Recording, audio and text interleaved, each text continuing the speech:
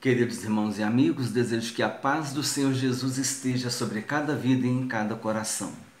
Vamos hoje terminar a revisão do módulo 2 e no finalzinho da última aula falamos sobre os pré-reformadores, John Hus e John Wycliffe. E hoje vamos falar sobre a Reforma Protestante, que no dia 31 de outubro tem o seu aniversário, né?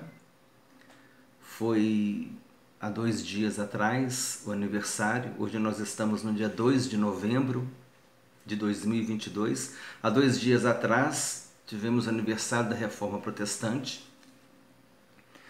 E quando nós abordamos a respeito da Reforma Protestante, antes nós fizemos uma situação na história, nós nos situamos na história.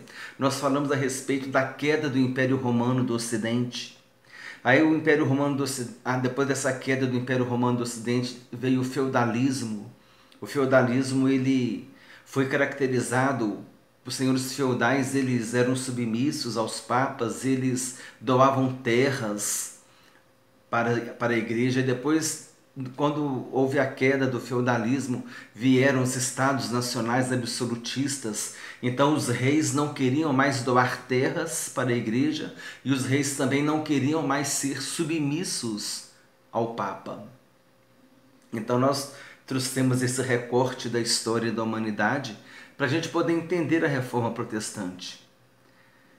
E como eu disse, nós falamos sobre os pré-reformadores, John Wycliffe e John Hus. Demos destaque a esses dois. Porque eles influenciaram a Reforma Protestante. Reforma Protestante que teve o início no dia 31 de outubro de 1517. Não foi um fato histórico pontual, desenvolveu-se ao longo dos anos. João Calvino tinha 8 anos de idade quando Martinho Lutero afixou as 95 teses na Catedral de Wittenberg. Nós vemos aqui que a segunda geração dos reformistas, né? João Calvino faz parte dela. Alguns fatores que contribuíram para a Reforma Protestante: a decadência moral da Igreja. Nós falamos sobre isso. Esse aqui é um breve resumo das aulas que nós abordamos esse assunto com mais profundidade, com mais detalhes. A matéria está na descrição do vídeo. Decadência moral da igreja, condenação do lucro nas atividades comerciais. Os camponeses não queriam mais pagar impostos à igreja. Os reis não queriam mais ficar subordinados ao Papa e não queriam mais ter obrigação de doar terras à igreja. A venda de indulgência e a simonia, que era a venda de cargos na igreja. O comentário agora vai fechar com mais clareza. A Reforma Protestante não teve apoio somente sob o ponto de vista religioso, mas também sob o ponto de vista econômico. Os burgueses a burguesia, os burgueses que eram censurados pela Igreja Católica por causa do lucro. E o lucro, na visão protestante, era uma bênção de Deus, um sinal de prosperidade. Deus está abençoando o seu trabalho. Os camponeses também não queriam mais pagar impostos para a igreja. Então, esses foram aspectos econômicos. Qual foi a tendência? A tendência foi a burguesia, os camponeses, apoiarem a Reforma Protestante. É um aspecto econômico. Sob o ponto de vista político, os reis dos estados absolutistas não queriam mais doar terras à igreja e não queriam mais ser submissos à autoridade do Papa. Além das questões morais na igreja, os escândalos que aconteciam. E a questão religiosa, a venda de indulgências e a simonia. Então, a Reforma Protestante ela teve suporte religioso, econômico, político. E não somente religioso. Eu comentei aqui que em certo momento Martinho Lutero foi perseguido e teve um rei que deu abrigo para Martinho Lutero lá no castelo dele. Protegeu Martinho Lutero. E ali Martinho Lutero, protegido, acolhido por aquele rei, ele deu continuidade às suas ideias. Sobre a Reforma Protestante, podemos fazer as seguintes considerações. É um capítulo importante da história do cristianismo, da história da igreja. Foi uma apologética defensiva, pois defendeu a fé cristã. Foi uma apologética bíblica, pois usou os textos bíblicos para rebater as práticas não bíblicas da Igreja Católica. Foi uma apologética interna, porque a defesa se deu contra falsos ensinos que surgiram dentro da igreja. Resumindo, a Reforma Protestante faz parte da história da igreja. É uma apologética defensiva, bíblica e interna. Resumo dos 5 solas da Reforma Protestante. Sola Scriptura, está escrito em latim, somente a Bíblia é a palavra de Deus. A Bíblia não precisa de complementos, não precisa de acréscimos. A fé é somente na palavra, pois ela apresenta o plano perfeito da salvação que está em Jesus Cristo. Jesus disse: quem crê em mim, como diz a Escritura, do seu interior fluirão rios de água viva. João 7,38. Em João 5,39, Jesus disse: examinais as Escrituras, porque julgais ter nelas a vida eterna, e são elas mesmas que testificam de mim.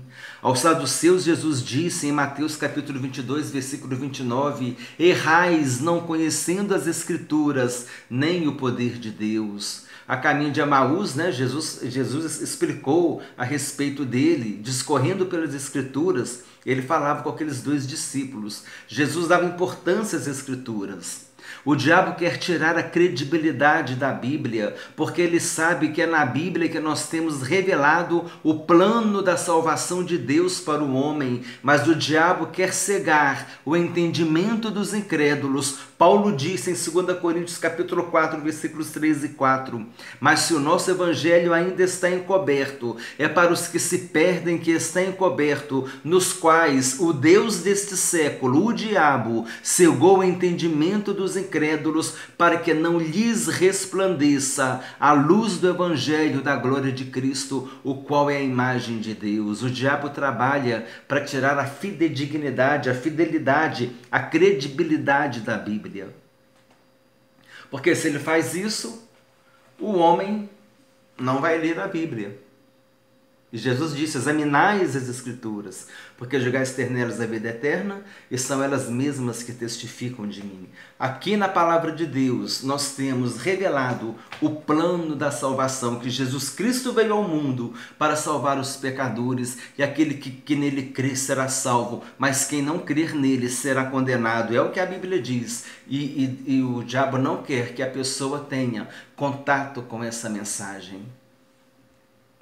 Por isso precisamos incentivar as pessoas a lerem a Bíblia. Sola gratia, somente a graça perdoa pecados, pois pela graça sois salvos mediante a fé. E isso não vem de vós, é dom de Deus, não de obras, para que ninguém se glorie. Efésios capítulo 2, versículo 8. Sola fide, somente a fé leva à salvação. O justo viverá pela fé. Romanos 1, 17. Solos Christos, somente Cristo é o Salvador. Pedro disse em Atos capítulo 4, versículos 11 e 12, Pedro disse: este Jesus é pedra rejeitada por vós os construtores, a qual se tornou a pedra angular, e não há salvação em nenhum outro, porque abaixo do céu não existe nenhum outro nome dado entre os homens, pelo qual importa que sejamos salvos.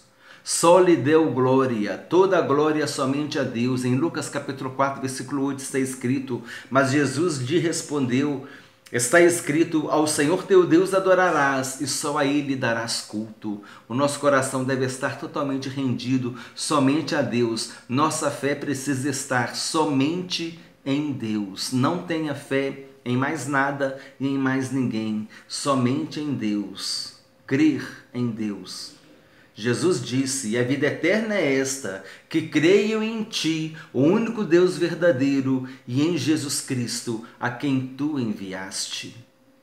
Lá na oração, capítulo 17 do Evangelho de João, Jesus falou isso.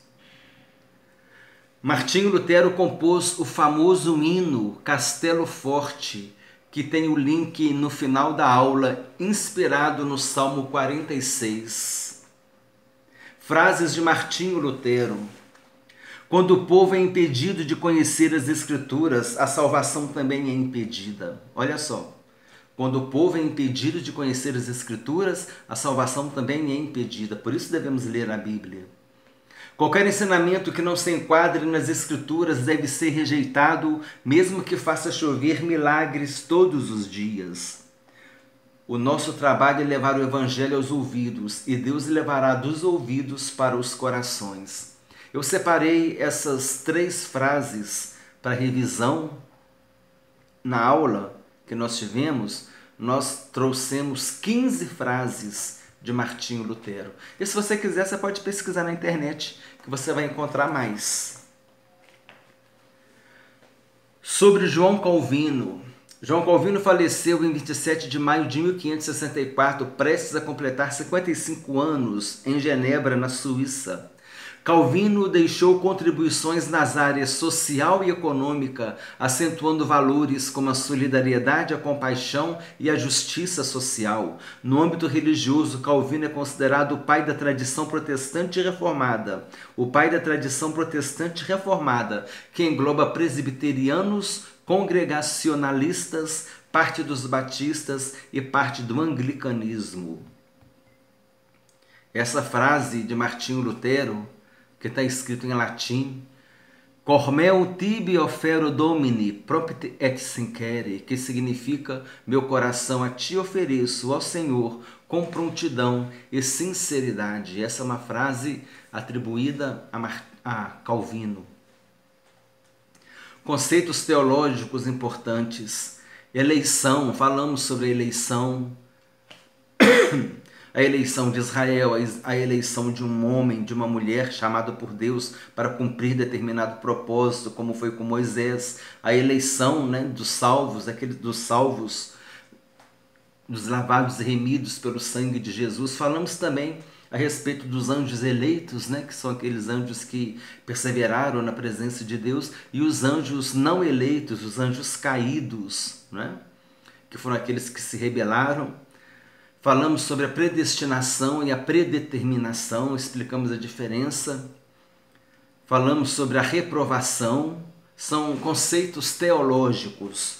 Falamos sobre argumentos que refutam a doutrina da predestinação, argumentos que defendem a doutrina da predestinação. Não vamos aqui ficar abrindo o leque, porque isso aqui é apenas uma revisão, apenas um resumo de tudo aquilo que nós fizemos. O judaísmo na igreja, nós falamos sobre isso, a aula em forma de mensagem. Foi uma mensagem, mas foi uma aula, videoaula 19. Essa videoaula 19 ela foi uma mensagem, com os slides explicando e tudo, mas foi uma videoaula do módulo 2. Falamos sobre o perigo, o problema do judaísmo que está entrando na igreja cristã. Precisamos tomar cuidado com isso. O uso do shofar, falando que o shofar tem aquele som espiritual, aquele som capaz de trazer uma movimentação espiritual, uma presença diferente. A guarda de festas judaicas, cujos significados são aplicados para o povo judeu, e muitos cristãos têm importado o significado dessas festas para suas vidas espirituais, judaizando assim o seu culto, o seu relacionamento com Deus, baseando sua fé em costumes e tradições judaicas. Não temos nada contra, muito pelo contrário, temos muito a favor a respeito da tradição judaica, a respeito da cultura judaica, porque isso está diretamente aplicado ao Antigo Testamento, que também queremos ser a palavra de Deus. O Novo Testamento é o cumprimento do Antigo Testamento, a Nova Aliança e a Antiga Aliança. Nós não somos contra a tradição judaica, mas nós estamos explicando aqui que os apóstolos não ensinaram nada a respeito de tradições judaicas no culto. Estamos, porque as igrejas evangélicas estão importando costumes judaicos e colocando dentro dos cultos, como eu falei aqui agora, o uso do shofar, a guarda de festas judaicas. O uso de kippá, que é aquele bonezinho, né, que nós falamos o significado dele, aquele bonezinho tipo um arco, significa a autoridade de Deus sobre o judeu. Agora você precisa de um kippazinho, de um kippá, né, para poder saber que Deus é autoridade na sua vida, você como cristão. Jesus disse: toda autoridade me foi dada no céu e na terra. Você precisa de kippá para saber que Jesus é a autoridade sobre a sua vida? Isso é uma tradição judaica, não tem nada a ver com o culto cristão. As danças judaicas sendo inseridas no culto. Aí fica aquela beleza, né? O shofar, é a dança, o culto fica bonito, fica cerimonial, um cerimonial bonito, atraente, e isso é que está sendo o imã que está atraindo as pessoas para a igreja, e Jesus está só diminuindo, perdendo o espaço, para a tradição judaica. As danças judaicas sendo inseridas no culto cristão, falamos a respeito da bandeira de Israel nas igrejas. Amamos Israel, devemos orar por Israel, a Bíblia nos ensina isso, mas você coloca uma bandeira de Israel na igreja, chega alguém de descendência árabe naquela igreja, se bobear, ele vai embora. Isso porque o que significado que tem ter a bandeira de Israel na igreja? Onde que está isso na Bíblia? Por que trazer isso para a igreja? Né? Você pode ter lá no gabinete, lá você tem, mas agora lá no culto você colocar a bandeira de Israel, que significado que tem isso?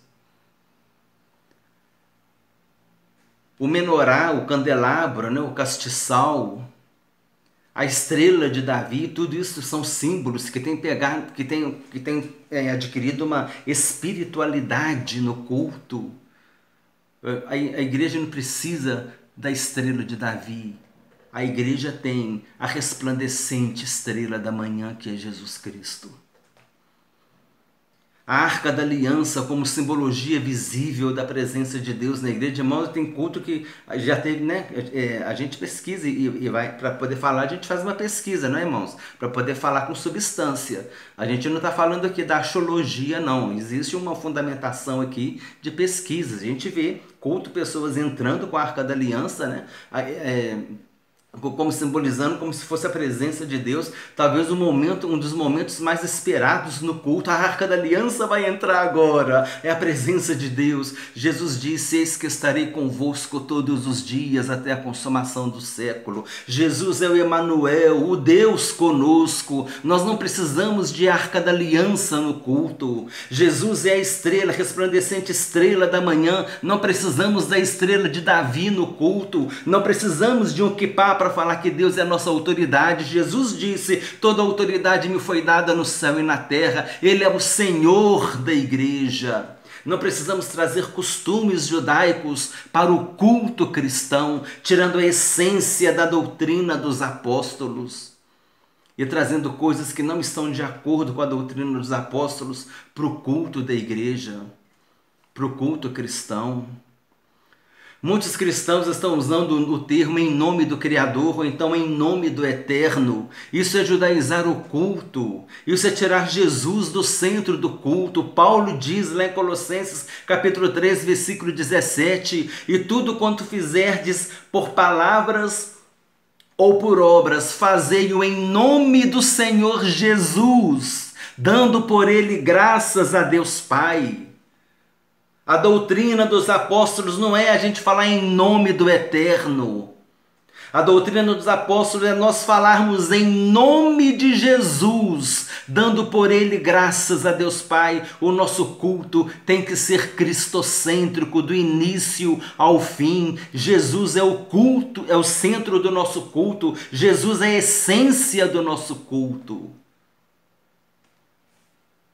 É importante escrever isso nas tábuas do teu coração, escrever com diamante, ficar marcado para o resto da vida, da tua vida. Jesus é o centro do teu culto. Qualquer coisa que venha tirar Jesus do centro do teu culto não está de acordo com a doutrina dos apóstolos. Faça como os irmãos bereanos, lá em Atos capítulo 17, que pesquisavam na Bíblia, que buscavam na Bíblia se as coisas que estavam acontecendo no culto estavam de acordo com as Escrituras.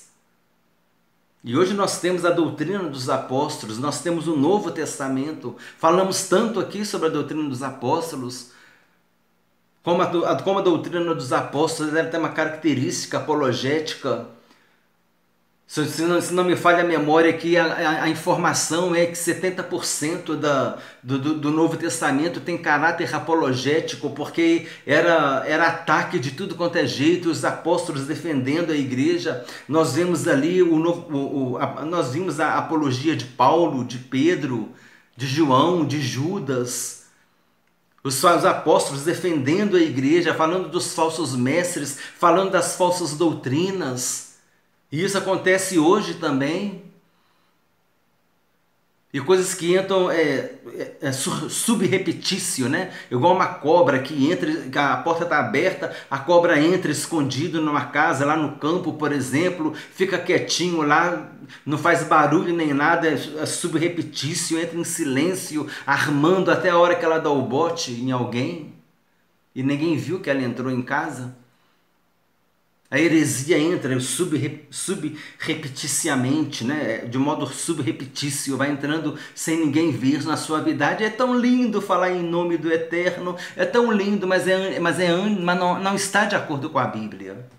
Não está de acordo com a Bíblia, não está de acordo com o culto cristão. É em nome de Jesus, dando por ele graças a Deus Pai. É isso que está escrito na Bíblia, foi isso que Paulo nos ensinou. Preocupado com o meu tempo aqui, que está acabando. Mas vamos que ainda vai dar para fazer uma leitura séria aqui sobre Eu vou fazer uma leitura aqui agora, infelizmente não coube essa leitura desse comentário aqui que eu vou fazer, não coube na descrição, porque lá são só 5.000 caracteres e o texto dessa aula deu 11.000 ou quase 12.000 caracteres. Eu tive que reduzir muita coisa, eu tive que enxugar o texto, eu tive que refinar o texto para poder caber 5.000 caracteres lá na descrição. Presta atenção então, meus irmãos, daqui eu acredito que vai ficar bem claro essa explicação aqui. Ó, o judeu não fala o nome de Deus.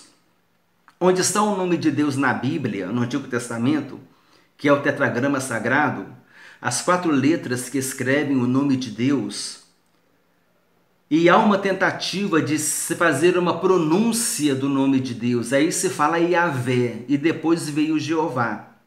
Mas é apenas uma tentativa de pronunciar o nome de Deus, porque o nome de Deus é impronunciável.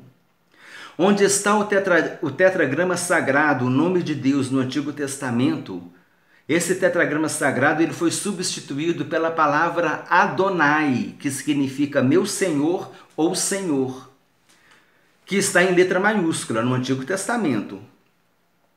Onde está escrito Senhor em letra maiúscula, ali está o tetragrama sagrado, que o judeu substituiu por Adonai, que é traduzido como Senhor. O judeu não pronuncia o nome de Deus, ele fala o Criador, o Eterno. Mas Jesus no Novo Testamento se referiu a Deus como Deus. Ele chamou Deus de Pai, mas ele se referia a Deus com o termo Deus. Ele disse, Deus é Espírito. Os apóstolos se referiram a Deus como Deus. João disse, Deus é amor. Eles não substituíram o termo Deus por outro, por Criador, por Eterno. Eles falaram Deus. Então não é errado a gente se referir ao Criador como Deus. Não precisamos falar o Eterno, o Criador, porque isso é cultura judaica. Por quê? Porque eles não falam o nome de Deus. Isso é tradição judaica. Claro que Deus é eterno e é o Criador, e não há problema se referir a Deus assim. Mas não é doutrina dos apóstolos a gente substituir o nome Deus por esses termos, Criador, Eterno. Não é doutrina dos apóstolos a gente falar em nome do Eterno, em nome do Criador. Nós somos cristãos. Nós devemos falar. Tudo que fizermos devemos fazer em nome de Jesus, dando por ele graças a Deus Pai. Então o cristão fala em nome de Jesus. Amém, irmãos? Jesus é o centro do nosso culto. Jesus é a essência do nosso culto. Apologética no mundo contemporâneo. Devemos usar a Bíblia para fazer apologética. Falamos sobre apologética no mundo contemporâneo. Lembramos do termo secularismo. O termo secularismo é aquela sociedade secular, é a sociedade que vive sem se preocupar com os princípios e os propósitos de Deus. É uma sociedade sem Deus. Sociedade secularista é uma sociedade sem Deus. A Bíblia é a inerrante e infalível palavra de Deus. Ela foi preservada pelos copistas fiéis, né? Os copistas fielmente copiaram os textos bíblicos.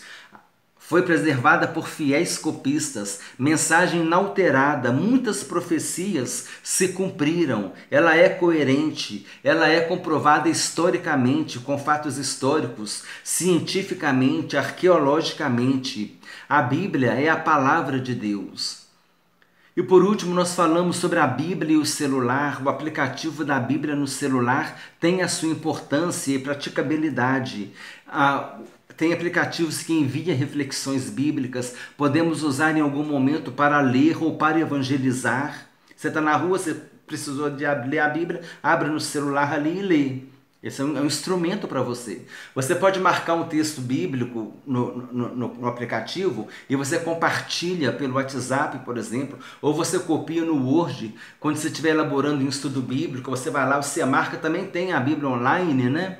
A Bíblia online lá no computador, lá você copia e marca o texto que você quer, copia, cola, e você está preparando isso, uma apostila de estudo bíblico, você não precisa ficar digitando a Bíblia, você faz diretamente o copia e cola o texto ali. Isso facilita para você. Ou então você enviar pelo WhatsApp. Pode ser usado para projetar um texto bíblico no culto, geralmente a Bíblia online, para facilitar para o visitante. A projeção do texto bíblico no culto não libera o cristão de levar a sua Bíblia. Evangelizar alguém que não tem dinheiro para comprar a Bíblia. Ela pode baixar o aplicativo no celular, mas incentiva a comprar a Bíblia depois. Há aplicativos com Bíblia em outros idiomas. Tudo isso mostra que o aplicativo é importante, mas você precisa saber usá-lo. O cristão deve amar a Bíblia e levá-la para a igreja, estudo bíblico, para o culto. A liderança tem que incentivar novos convertidos a lerem a Bíblia e carregarem e amarem a Bíblia. O aplicativo no celular não deve substituir a Bíblia. Desvantagens em usar muito o aplicativo da Bíblia. Você usa mais o aplicativo e menos a Bíblia. Aos poucos vai perdendo a habilidade de manusear a Bíblia. Daqui a pouco não sabe onde estão os livros da Bíblia, não tem aquela noção de localização dos livros da Bíblia. Com a Bíblia você consegue abrir 2, 3 ou mais passagens em diferentes textos e comparar os textos, fazer uma análise, um estudo. E no aplicativo você não consegue fazer isso. O problema dos novos convertidos que vão se acostumando em usar o aplicativo no celular e não pegam a habilidade de manusear a Bíblia e não pegam amor pela Bíblia. Liderança, fique atento com isso, não podemos substituir a Bíblia pelo aplicativo no celular. A Bíblia é a identidade do cristão. Cuidado com os novos convertidos, eles precisam ter a Bíblia, eles precisam aprender a manusear a Bíblia. Não permita, oriente para que o povo não substitua a Bíblia pelo aplicativo no celular. A Bíblia é a identidade do cristão. E isso é responsabilidade da liderança.